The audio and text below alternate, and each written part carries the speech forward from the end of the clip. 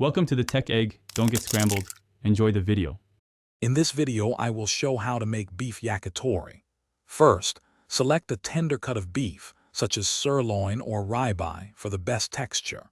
Cut the beef into 1-inch cubes to ensure even cooking. Remember to soak your bamboo skewers in water for at least 30 minutes before use. This prevents them from burning on the grill. Proper preparation is key to delicious yakitori.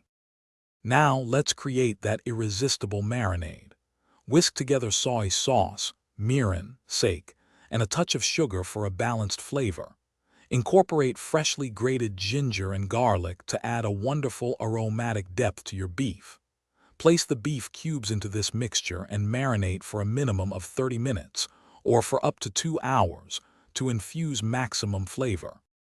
Next, carefully thread your marinated beef cubes onto the soaked bamboo skewers, leaving a small space between each piece for even cooking. Preheat your grill to a medium-high heat, aiming for around 400 degrees Fahrenheit.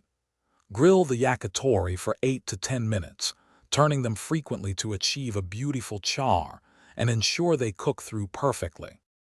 For the final touch, during the last few minutes of grilling, generously brush the yakitori with some reserved marinade. Continue cooking until the glaze becomes wonderfully sticky and slightly caramelized, adding a fantastic sheen and flavor. Once done, remove from the grill and garnish with a sprinkle of toasted sesame seeds and fresh chopped green onions. Enjoy your homemade beef yakitori. Thanks for watching. Consider subscribing if I helped unscramble your problems.